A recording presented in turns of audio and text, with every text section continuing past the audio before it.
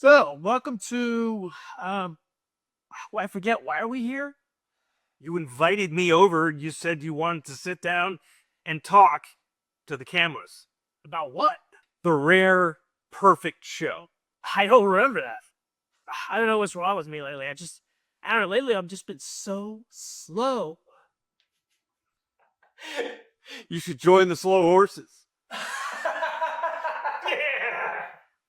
I don't get. So this is a new series. Yep. We're here to talk about things you might have missed or things that you are missing. We're talking about great shows. Could it be a band, like an album? Sure. Yeah. Okay. It could be anything from the past. In case you've missed it, it incorporates all these things. So it could be current things, TV shows, that a movie that may have come and gone by that nobody paid attention to, anything. Yeah. And today we're going to talk about a show that I would classify as you need to see this. It is called Slow Horses. I don't normally do these kind of speeches, but this feels like a big moment, and if it all turns to shit, I might not see any of you again. You're fucking useless. The lot of you. Working with you has been the lowest point in a disappointing career. Based on a series of books by Mick Herron, which I will admit I've not read any, but I'm interested in reading the series. For me, I'm going to say it's the best show of the 2020s.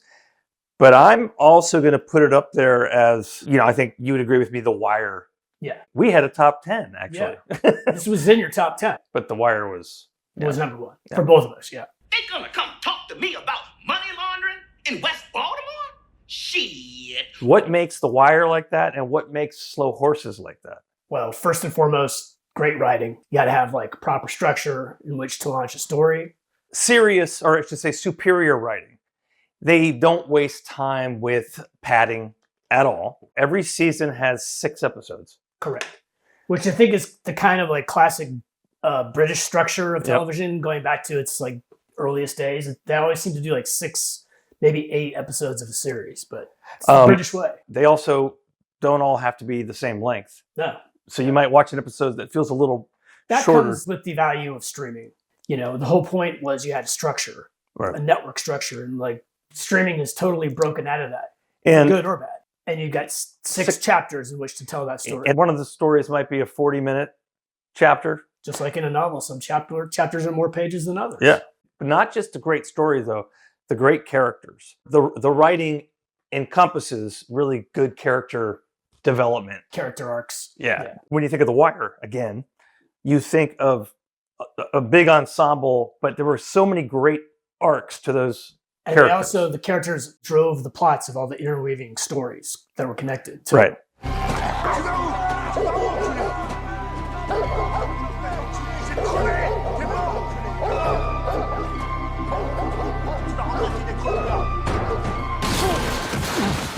Another great thing about this show is a perfect blend, I think, of comedy, drama, and action.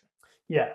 And just tightly woven scripts driven by witty and very arcane, sarcastic humor. The head writer is Will Smith.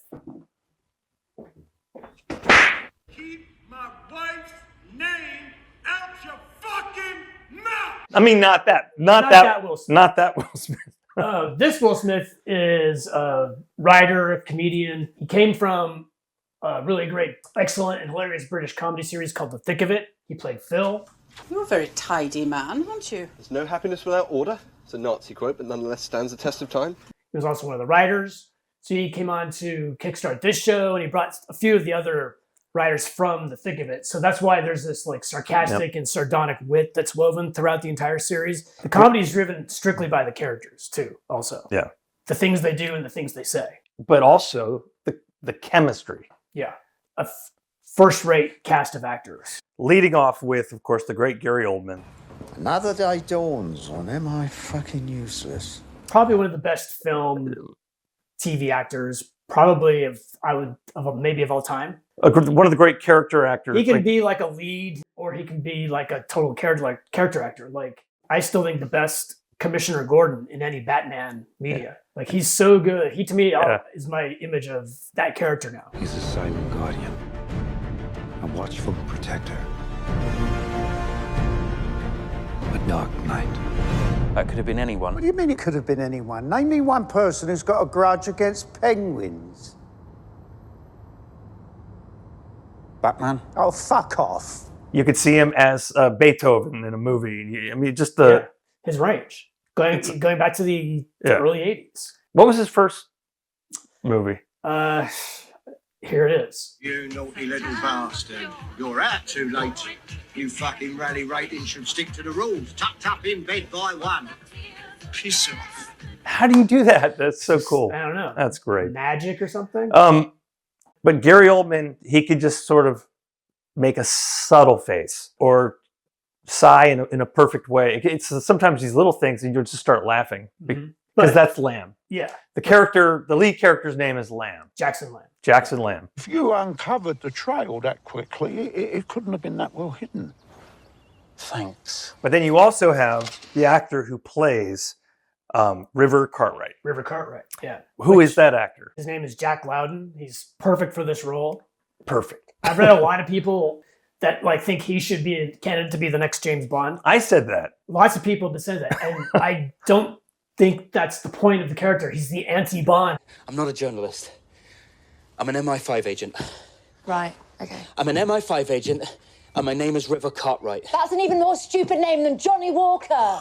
Jesus Christ. But I disagree. I actually think he, not right now, but maybe in like 5 years, 8 years, will be in that perfect zone for like a Bond. He has the perfect range. Like he could do it, but I'm just saying I would have trouble personally buying him in the role because of River is such a stronger character. Again, back to like that chemistry factor.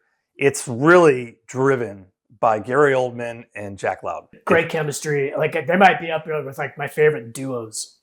Of all time. I know that you two had your differences, but just leave it there. He was the sharpest mind in the building after me. Now you're going to say something horrible, something utterly vile about him being an embarrassing shadow of his former self. I don't have to. You just said it for me. It's not just good acting. It's also these little moments where you always laugh at him. What makes him good, not just his determination to not be a failure.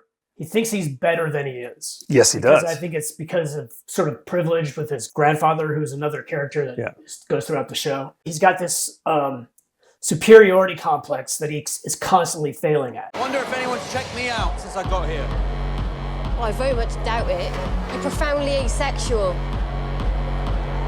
Which is why I say he's the anti-Bond. He's not that incompetent. He's not incompetent, but like I said, he's constantly overvaluing himself. Yeah. But there's also desperation going on because he really, really wants to beat the failure perception. You would think somebody with that much of a superiority complex would be obnoxious, but he's a human character as well. Jack Lowden makes him extremely likable. Yeah.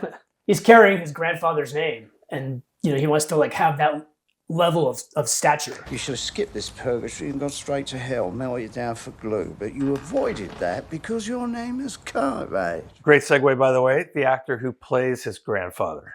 Jonathan Pryce. Even the best spies have their time in the cold. Smiley was always coming back from redundancy.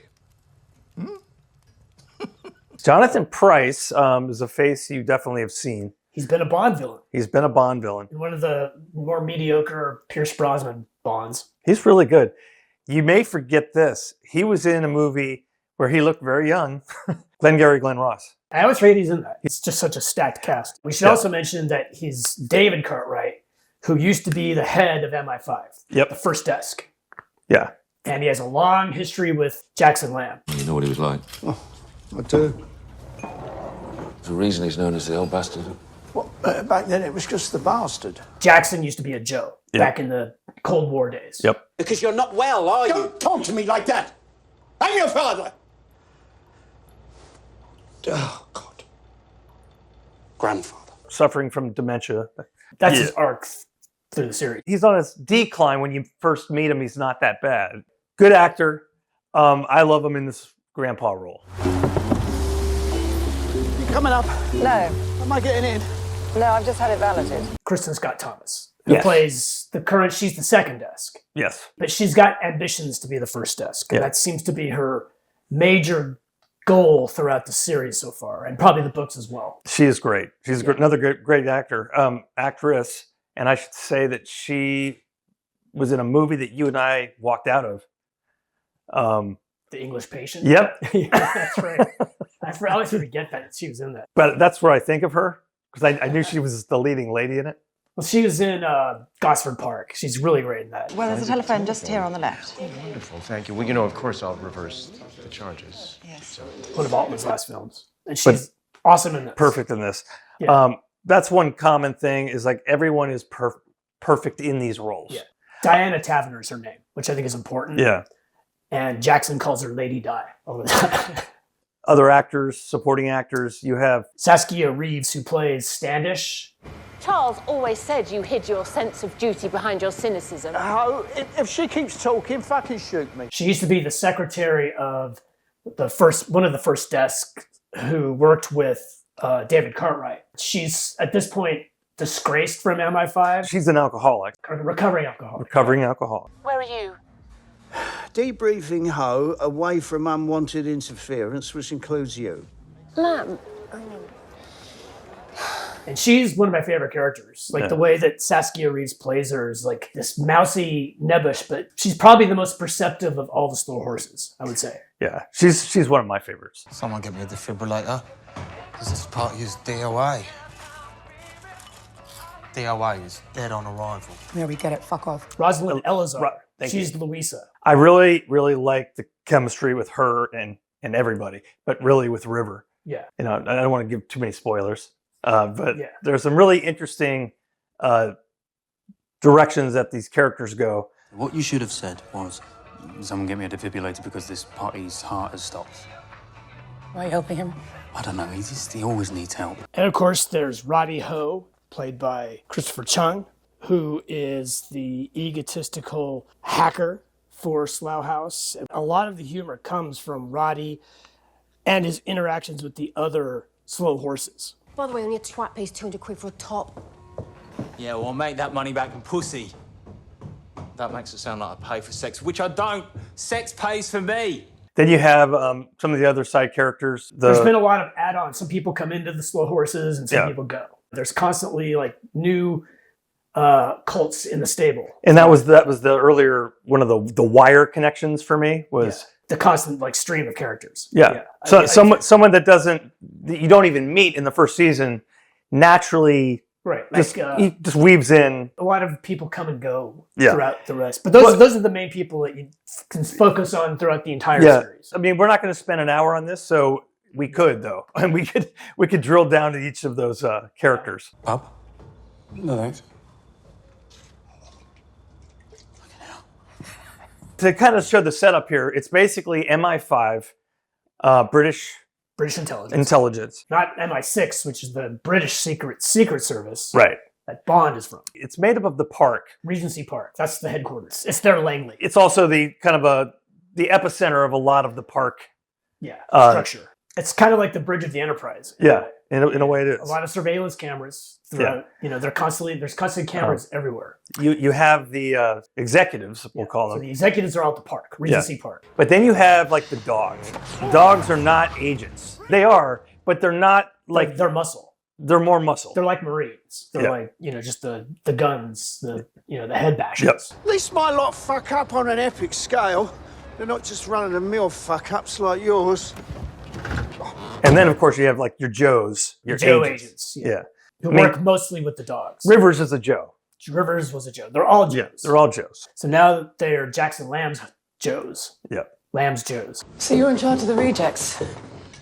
I don't like being called that. What do you call them?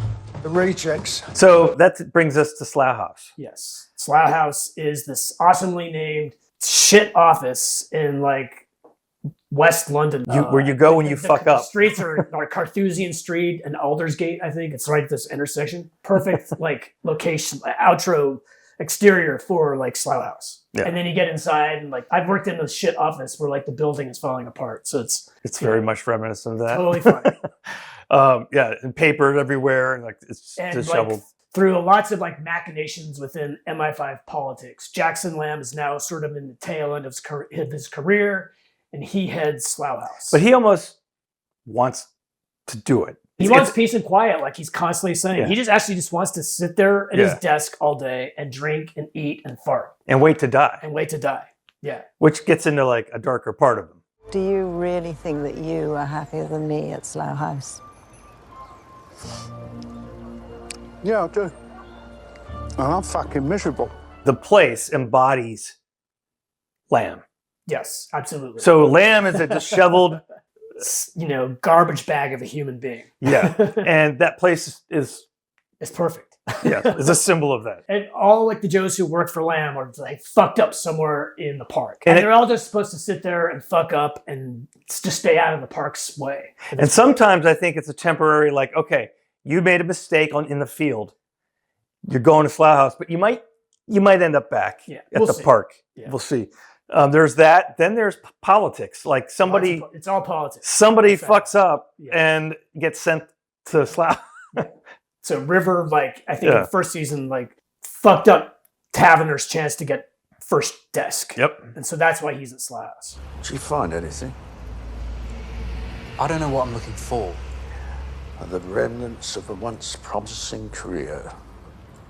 But you find out also that River is, like, a fuck up. He makes mistakes because he's impatient. Yeah. And that's where a lot of the wit from his character comes from. And a lot of great comedy between Lamb, like seeing him fuck up. Yeah. And just his relationship with everybody else in the Slow Horses. They're going to kick us out, and they're going to put us right into prison. I'm okay with solitude. Yeah, well, I'm not. I think you are. You're deeply lonely. I think you are. I'm gonna just fucking shut up, okay? No more from now on. And just stop fucking eating cherries!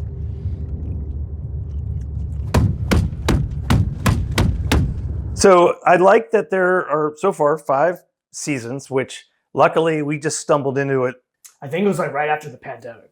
Yeah, It started like 2021. 2021. It was a great intro. You did see, of course, the arcs with those characters like River, of course, getting sent to Slough House and all of that. But you also got into a pretty good story about some terrorists and Yeah. Each season is based on a different book by Mick Herron. The first book is called Slow Horses. And now we're at the 5th book. The 5th season that just ended is called London Rules. And when you think that's a great name for that book. They've already filmed, by the way, the 6th season. Yeah, right. That's another show about the production is fucking efficient. They're so efficient. The script's tightly written and funny. Yeah. Actors on cue. It is like a well-oiled machine, man. Yeah. This current season, the 5th season, was Will Smith's last season. He's stepping down. Oh, Or he okay. has stepped down as the showrunner. So I hope the show maintains that level of story and action and wit that it's had up until now. Let's show you a dead body. I'll show you one now if you're not careful. Yeah, but that doesn't work, does it? Because if I was dead, you wouldn't be able to show me my own dead body. Yeah, this banter stuff's harder than it looks. And again, each season is essentially a 4-hour movie. Yeah. Or maybe 4 hours and change. 3 episodes, you basically just watched a movie. Right. Like a regular movie. Then you watch part 2, that's the second 3 episodes, and the season's done. Right. Yeah. So that's basically the structure. There's always like an intriguing old spy stuff that comes back to haunt the characters, to terrorism and current geopolitics. It's all woven throughout each season in a really interesting story. And it's not really a surprise that the Slow Horses are the underdog that actually pulls it off. London at least would have been destroyed like 3 times over at this point if it weren't for the Slow Horses. Thank God for the Slow Horses. So the hero factor is kind of there, and it's sort of fun to And you're constantly rooting for them. You're rooting because for the the underdog. characters are so flawed. Yeah. You see their Yeah. flaws, and you see the struggles that their characters are Yeah. going through to deal with those flaws. By the way, it's more in the first season, but there are characters who do like the nothingness of Slough House. These 2 stick in the muds are giving my idea of a pub quiz team a big thumbs down. Actually, I gave it a fat middle finger. Come on, guys, what about team spirit? That character's great in the first season. That they're just okay with it. Yeah. This is what they are. Yeah. Yeah. And again, I love that some characters come and go, but other ones, they're there, they're not there later, and there's other new people being introduced to you. I love that. Like you said, that gives it that sort of Wire feel. Yeah, but every new character, I'm interested in. Yeah. I'm really interested. Like, I mean, fully engaged with them within the first episode. Unless you want me to tell everyone that you were stopped for curb crawling. No, oh, that was just a terrible misunderstanding. I'd like a 4-day week. I was actually lost, and And I a pay stopped. rise. And is that it? The other aspects of all the seasons, I think, is that there is some serious dramatic shit that goes down.